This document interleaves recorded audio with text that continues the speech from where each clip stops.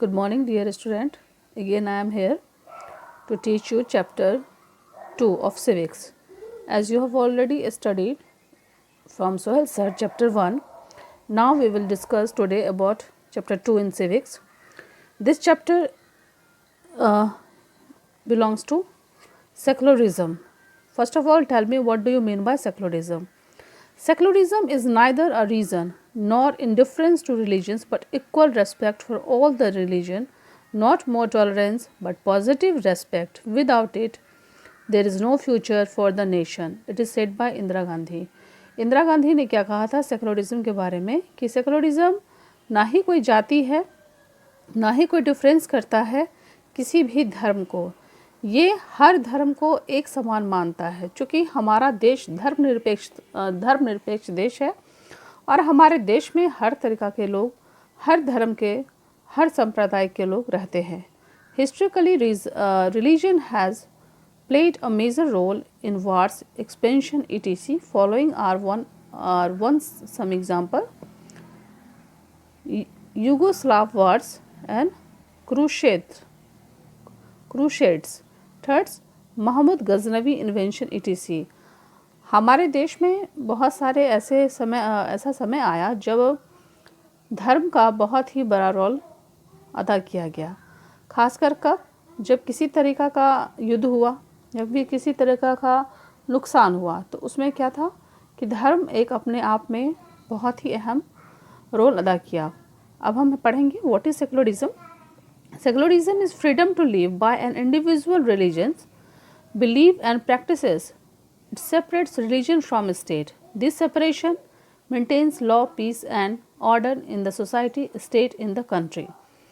Secularism का मतलब है कि हम आज़ाद होते हैं, स्वतंत्र होते हैं किसी भी धर्म को समझने के लिए या फिर उसको फॉलो करने के लिए। हम कहीं भी किसी भी स्टेट में जाके रह सकते हैं। और धर्म किस लिए कहा, धर्म क्यों हम फॉलो करते हैं कि हमारे देश का जो कानून है, वहाँ की जो व्यवस्था है, वहाँ का जो समाज है, और किसी भी राष्ट्र के लिए धर्म का पालन करना क्या होता है, बहुत ज़रूरी होता है। Why to separate religions from the state?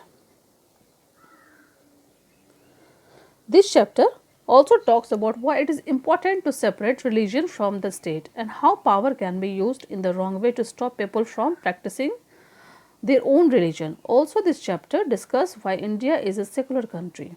India can be said to be a secular country because it is not dominated by the people of a single religion, and also because state or central power cannot force the people to follow a certain religion.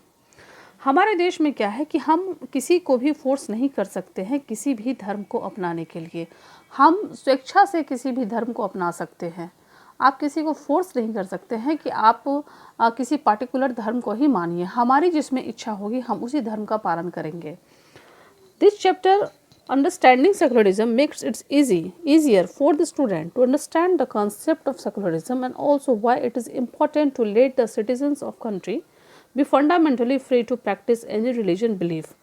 इस chapter में तुम ये भी जानोगे कि तुम किसी भी तरीक़ा का तुम पे बंदिश नहीं है, किसी भी तरीक़ा का रिस्ट्रिक्शन नहीं है कि तुम किसी भी धर्म को किसी भी पर्टिकुलर धर्म को ही फॉलो करो। हम देखते हैं कि बहुत लोग धर्म परिवर्तन करके दूसरे धर्मों में चले जाते हैं। क्यों चले जाते हैं? क्योंकि उनकी इच्छा होती है कि हम इस धर्म में जा रहे हैं तो हम इस धर्म को फॉलो करें। क्योंकि हमको इसी में अच्छा लगता है, इसलिए हम इसी धर्म को फॉलो करते हैं। Secularism in India, some countries like Pakistan have a state religion, but India being a democratic country does not propagate any religion. Secularism enjoys a special status in India because it is a vast country with different religions and communities.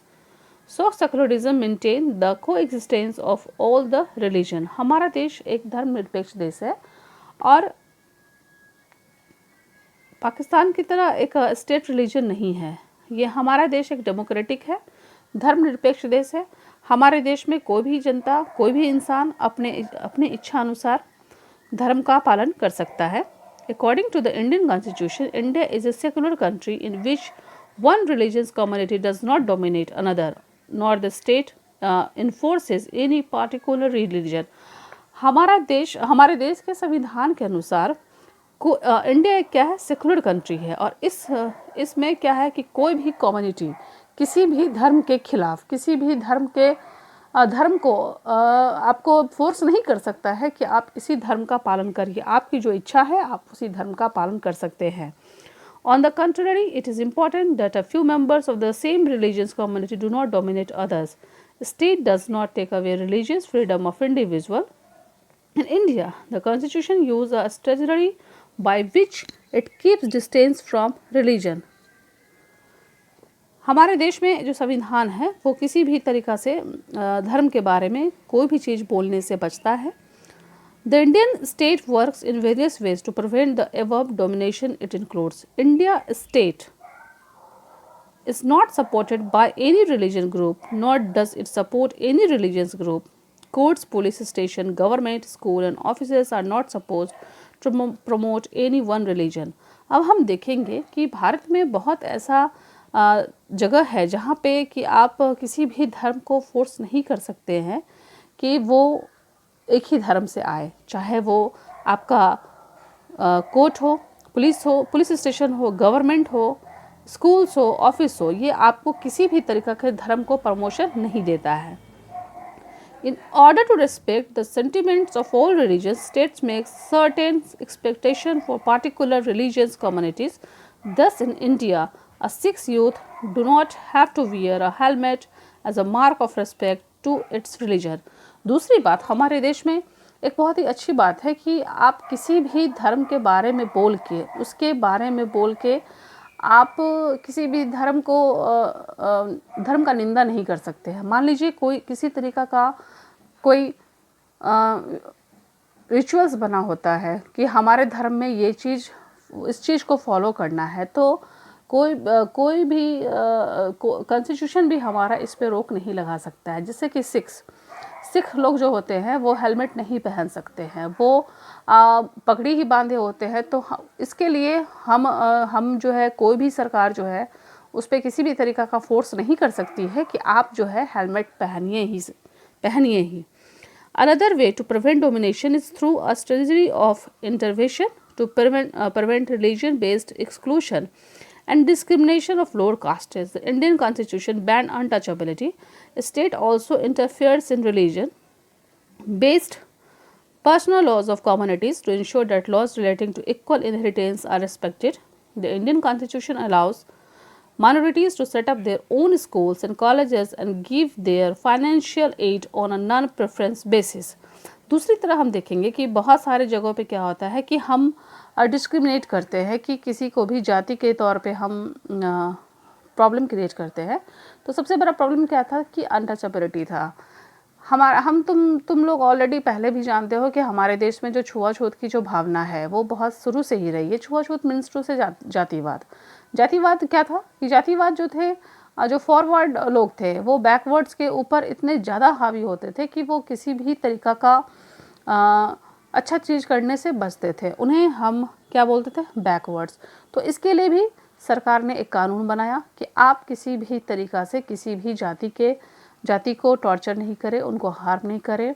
और जहाँ तक हो सकता है कि भारत सरकार छोटे जाति वर्गों के लिए, जो चूँकि वो लोग गरीब होते हैं, उनके पास किसी भी तरीक़ा का सुविधा नहीं होता है, तो इसके लिए क्या करती है सरकार, उनको सुविधा भी मुहैया कराती है। अब है in India the state intervention is based on the ideas laid out in the constitution, but in other countries it is not the same. For example, in the US, state strictly separates itself from religion and does not intervene in their religious affairs. The First Amendment to the Constitution prohibits legislatures from making laws respecting the establishment of religions for the free exercise of religion. Legislature cannot declare any religion as official religion. Likewise, preference to one religion cannot be given. In India, state cannot interfere in religious matter. For instance, untouchability was abolished from Hindu religion. State can interfere only with the domains of the constitution. Indian secularism works to prevent religious domination and discrimination. The Indian constitution guarantees fundamental rights that are based on the secular principle. अब देखो कि यहाँ पे हम बात करेंगे कि हमारा जो देश है वो दूसरे देशों की अपेक्षा बहुत ही अच्छा है। हमारे देश में क्या है कि धर्म के मामले में इंटरफेयर करते हैं। कब करते हैं? जैसे एग्जांपल दिया गया कि अनटचेबिलिटी जो आया। अनटचेबिलिटी क्या है कि इस चीज़ में क्या था कि किसी भी एक पार्टिकुलर जाति को लोगों ने हरास्ट किया।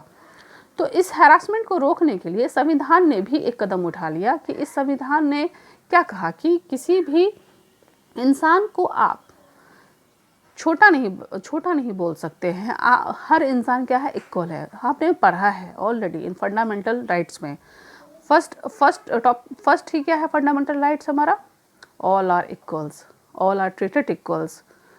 तो हर कोई क्या है? इक्वल ही है और हमको हर किसी को इक्वल ट्रीट करना है।